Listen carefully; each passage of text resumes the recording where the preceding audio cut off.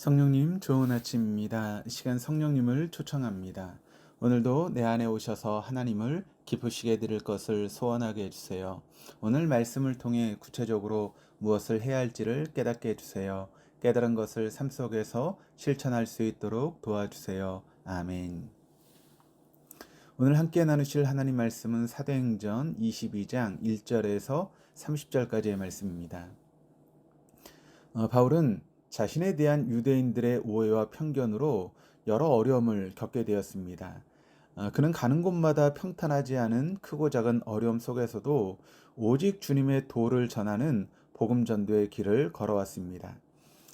그가 만약 이전의 사울처럼 살았다면 그러한 고통과 어려움은 겪지 않아도 될 어려움이었습니다. 많은 군중이 그를 결박하고 또 때리고 옥에 가두며 야유하고 죽이려고 합니다. 그러나 바울은 자신을 향한 하나님의 온전하신 뜻을 이루기 위해서 그의 결단은 조금도 흔들리지 않습니다. 사도행전의 마지막 장들은 바울의 변론으로 채워져 있습니다. 그는 예루살렘 사람들 앞에서 사네드린과 벨릭스의 앞에서 또 베스도와 아그리빠 앞에서 죽음을 각오로 변론합니다. 그리고 그가 변론하는 내용은 모두 하나님의 사랑을 전하는 복음 증거임을 알 수 있습니다.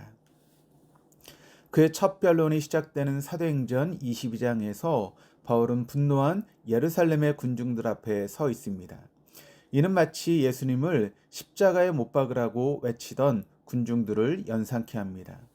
바울의 앞에 있는 군중들은 모두 바울을 혐오하며 미워하고 있습니다. 그리고 그는 그러한 군중 앞에서 변론하기 시작합니다. 본문 1절 2절입니다. 부형들아, 내가 지금 여러분 앞에서 변명하는 말을 들으라. 그들이 그가 히브리 말로 말함을 듣고 더욱 조용한지라. 이어 이르되, 보통은 억울한 누명을 쓰고 이를 변론할 기회가 주어진다면 자신의 억울한 부분이나 오해의 원인이 되는 그런 부분들을 언급하였을 것입니다.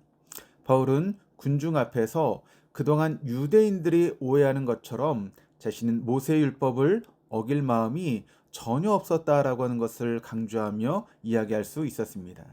그러나 그는 다른 내용으로 자신을 변론하고 있습니다. 3절 4절입니다.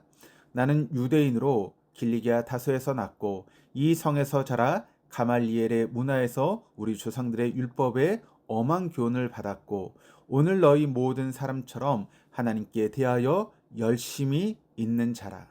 내가 이 돌을 박해하여 사람을 죽이기까지 하고 남녀를 결박하여 옥에 넘겼으니, 자신을 죽이려고 하는 사람들 앞에 나는 죄가 없으니 풀어달라고 말하는 것이 아니라 오히려 모세율법에 관해 누구보다 열심히 있던 자신은 그로 인해서 그리스도인들을 박해하고 그들을 감옥에 가두며 죽이기까지 하였던 자신의 지난 과오를 이야기합니다.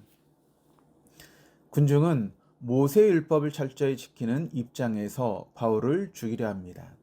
그들 앞에 바울은 자신도 이전의 군중 속의 한 사람이라며 소개하며 그것이 잘못되었다라고 가르치고 있는 것입니다. 그리고 그는 자신이 왜 이렇게 변화되었는지 그 이유를 설명하고 있는데 6절에서 8절입니다. 가는 중 다메섹에 가까이 갔을 때 오정쯤 되어 호련히 하늘로부터 큰 빛이 나를 둘러 비추매 내가 땅에 엎드러져 들으니 소리 있어 이르되 사울아 사울아 내가 왜 나를 박해하느냐 하시거늘 내가 대답하되 주님 누구시니까 하니 이르시되 나는 내가 박해하는 나사렛 예수라 하시더라. 다메섹에 가는 길에 바울은 하늘로부터 큰 빛에 둘린 채 그 자리에서 쓰러지고 맙니다. 그리고 그는 자신의 이름을 부르는 소리에 그가 누구인지를 묻습니다. 그리고 그 음성의 주인공은 예수님이셨습니다. 바울은 그 음성을 듣자마자 바로 예수님께서 자신의 주인이 되신다라고 하는 사실을 깨닫습니다. 그가 박해하던 나사렛 예수가 바로 그의 참 주인이요 참 하나님이셨던 것입니다. 그리고 그 순간 바울은 완전히 다른 사람이 됩니다. 주님과 대면하는 그 순간이 바로 바울에게 있어 완전히 다른 삶을 살게 된 이유가 되는 것입니다. 바울은 주님께 자신이 무엇을 하여야 할지를 묻습니다. 10절입니다. 내가 이르되 주님 무엇을 하리이까? 주께서 이르시되 일어나 다메섹으로 들어가라. 내가 해야 될 모든 것을 거기서 누가 이르리라 하시거늘. 이후 바울은 주님의 명령에 따라 다메섹에 머물며 그 지역에서 유대인들에게 존경을 받았던 아나니아를 만나게 됩니다. 주님께서는 바울을 만나 주셨고 그를 완전히 굴복시키셨습니다. 그동안 바울이 쫓던 인생은 하나님의 뜻을 오히려 거부하며 반대로 살던 삶이었다면 이제 그는 주님의 명령에 따라 그 명령의 죽음마저 기꺼이 들을 수 있는 자로 변화된 것입니다. 주님께서는 바울의 지난 과거를 들춰내시거나 그 죄로 인한 어떠한 형벌도 내리지 않으십니다. 오히려 주님은 바울을 만나 주시면서 그의 모든 죄를 용서하신 것입니다. 바울은 세례를 받으며 죄의 길을 떠나 오직 주님의 사명자가 되었습니다. 그러한 바울을 주님께서는 멀리 이방인들에게 주님의 사랑을 전하길 소망하셨습니다. 21절입니다. 나더러 또 이르시되 떠나가라. 내가 너를 멀리 이방인에게로 보내리라 하셨느니라. 그는 오직 하나님의 명령에 순종하였습니다. 그러나 그러한 그의 각오는 이를 조용히 듣고 있던 군중의 분노를 더 키우는 결과로 이어집니다. 군중들은 바울을 경멸하며 가증스럽게 여깁니다.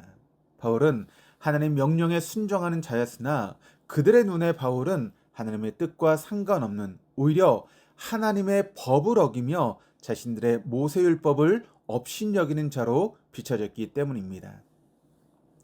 이제 군중들은 바울을 가죽줄로 매며 채찍질을 하고 그를 죽이려 듭니다.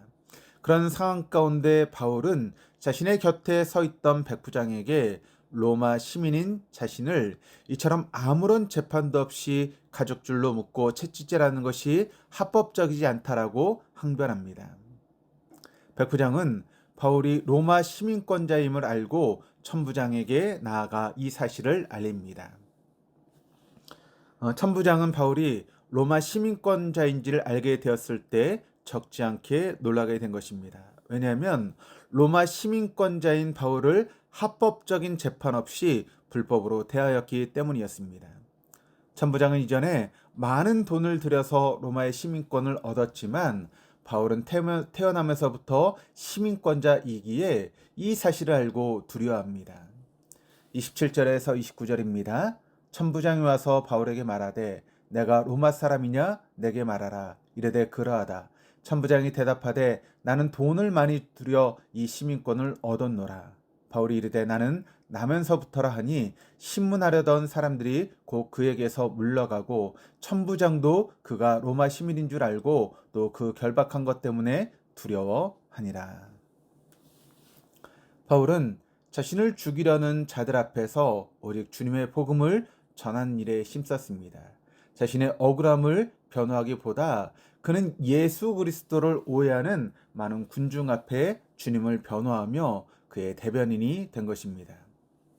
바울은 진정 생명이 주님께 있음을 깨달았습니다. 주님께서 참 생명이 되시며 그 생명을 전하는 것이 지금 자신에게 있는 목숨보다 더 소중하다라고 하는 것을 잘 알고 있었습니다. 만약 바울이 다메섹으로 가던 중에 주님의 생명을 깨닫지 못하고 여전히 옛사람으로 살았더라면 그에게 이처럼 고난과 역경은 없었을 것입니다. 그러나 그는 자신의 죄를 깨닫고 세례를 받으며 완전히 새 사람으로 변화되었습니다. 이전과 겉모습은 같으나 그 속은 완전히 다른 사람이 된 것입니다.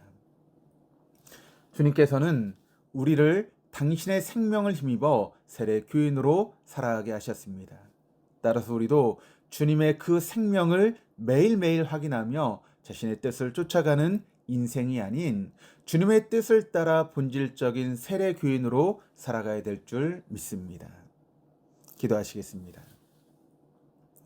하나님 아버지, 바울은 자신을 죽이려 모여든 자들 앞에 자신을 스스로 변론하기보다 예수님의 참뜻과 그의 도를 전하는 기회로 삼았습니다.